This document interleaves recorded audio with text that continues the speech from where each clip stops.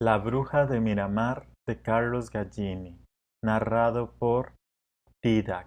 Ni aun los más guapos del pueblo se atrevían a aventurarse de noche por la calleja del río, temerosos de aquella lucecilla que parpadeaba en la sombra como un felino ojo, y si algún labrador era sorprendido por la oscuridad al volver del abrevadero con su yunta, pasaba deprisa y persinándose delante de la casucha sin atreverse a mirar, por el ventanillo siempre abierto, la humilde estancia alumbrada por una vela de sebo, la mesa llena de potingues, el baúl desvencijado, la camilla de lona y el fogón donde se calentaba la frugal cena. Sentada en un banquillo al lado de la mesa, una mujer cincuentona, de nariz aguileña, ojillos penetrantes y tupidas cejas, removía sin cesar el contenido de un mortero. Llamábanla en Miramar la tía Mónica y pasaba por bruja. Vivía absolutamente sola en aquella choza sin vecindario, cultivando de día una huerta de media hectárea y confeccionando de noche jabón de hiel, jarabes para la tos y otros menjurjes que junto con sus hortalizas iba a vender al pueblo 2 veces por semana.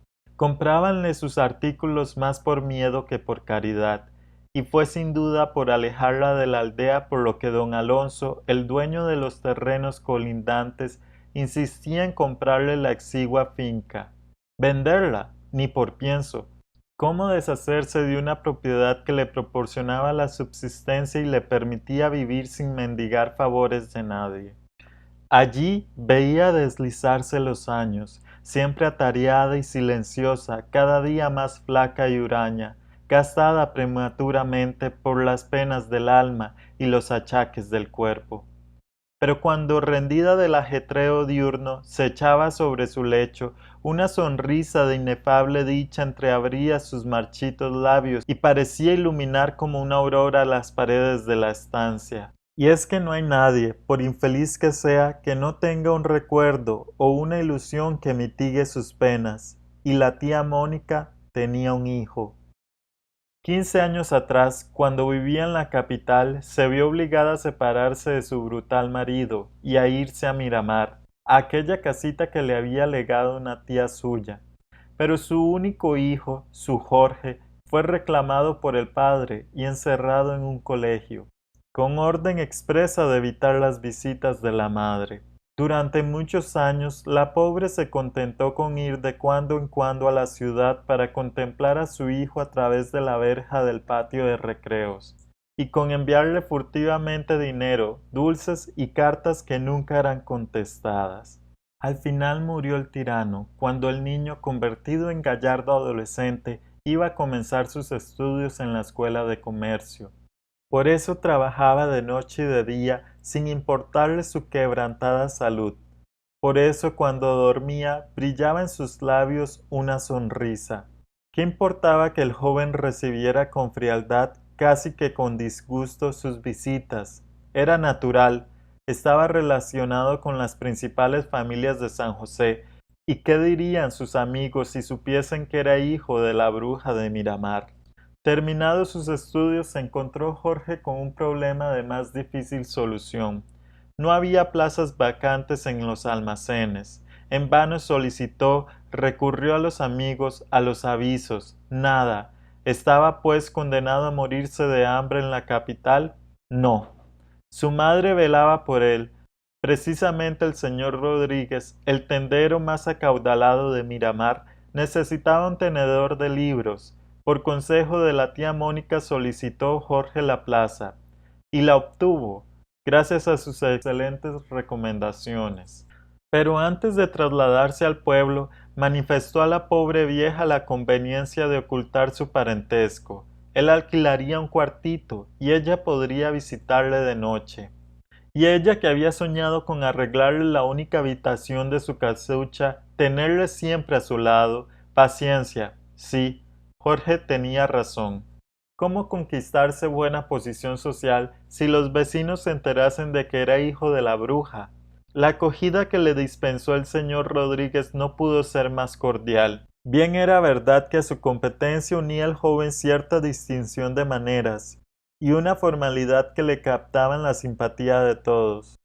Poco a poco granjeó la voluntad de su patrón y llegó a manejar todos los negocios. Imposible pintar la satisfacción de la tía Mónica y el legítimo orgullo con que oía a los vecinos ponderar las prendas del joven forastero. Habría dado los años de vida que le quedaban, por poder decir a todo el mundo: ese joven que tanto elogiáis es hijo de esta vieja, y su educación es obra de esta pobre bruja.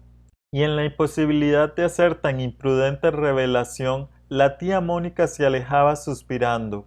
Su instinto maternal descubrió una noche un secreto importante. Jorge estaba enamorado. Tenía el señor Rodríguez una hija bellísima y modesta, Anita, y entre ambos jóvenes brotó desde el primer momento una corriente de simpatía que la conveniencia convirtió pronto en amor. Estaba resuelto a confesarlo todo a su principal y a solicitar la mano de Anita, pero por consejo de la tía Mónica aplazó su petición. Era preciso consolidar antes su posición y sobre todo ahorrar algo. Así lo hizo, y el resultado confirmó la previsión de su madre. El señor Rodríguez aprobó aquellos amores, y la boda quedó concertada para principios del año siguiente. En diciembre se efectuaron las fiestas cívicas del pueblo, y a ellas concurrieron forasteros, entre los cuales se encontraban 3 o 4 calaveras de la capital, antiguos condiscípulos de Jorge. Este se creyó en el deber de obsequiarlos, y fue a cenar con ellos después de la corrida de toro. En la sala contigua al comedor se jugaba fuerte, y nuestros amigos, excitados por el champaña, resolvieron probar fortuna. Esa tarde había cobrado Jorge 500 colones de un deudor del señor Rodríguez, y los llevaba en el bolsillo por no haber tenido tiempo de guardarlos en la caja.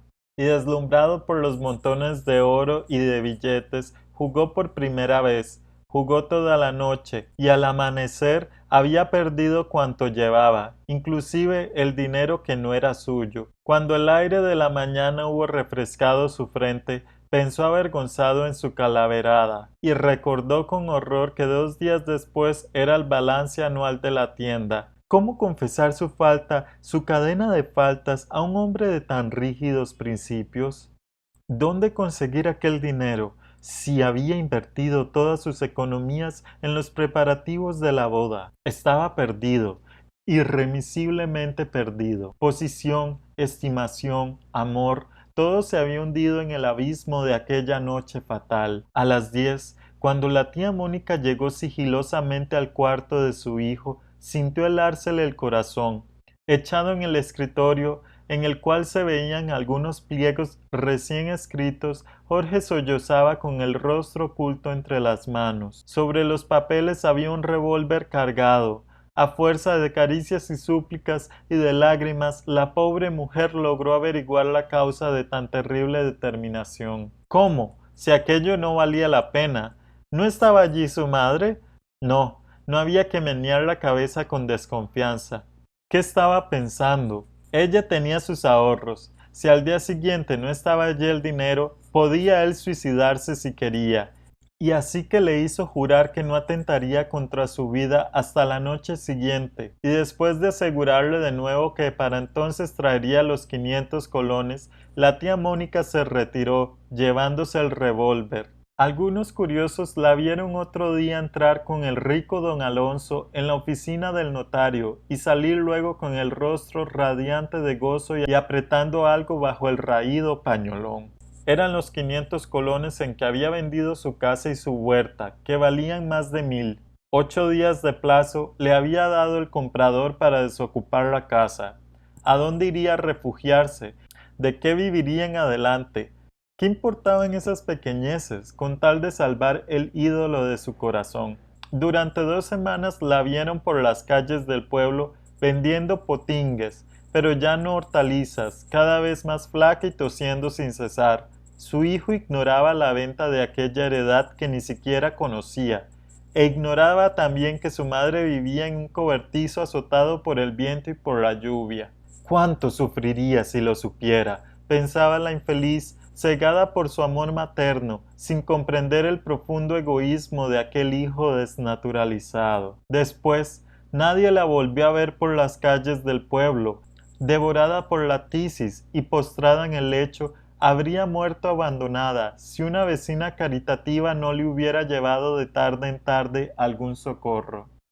Una esperanza galvanizaba aún su endeble cuerpo, la de presenciar la boda de su hijo, y confundida entre el gentío, verle salir del templo, dando el brazo a la gentil Anita. Faltaban apenas 8 días. ¿Le concedería Dios tanta felicidad? El viento de aquella sombría noche de enero azotaba el rostro de los escasos transeúntes con una llovizna fría y penetrante como puntas de agujas. A las 11 no se veía un alma en las calles, ni una luz en las casas. Solamente los balcones de un edificio de 2 pisos frente al mercado proyectaban sobre la plazoleta 4 barras de luz dorada. Dentro resonaban los acordes de la música, el rumor de las carcajadas y el chocar de los vasos. A la misma hora, por la callejuela del río avanzaba penosamente una sombra. Se detenía de cuando en cuando para apoyarse en las paredes o sentarse en una piedra,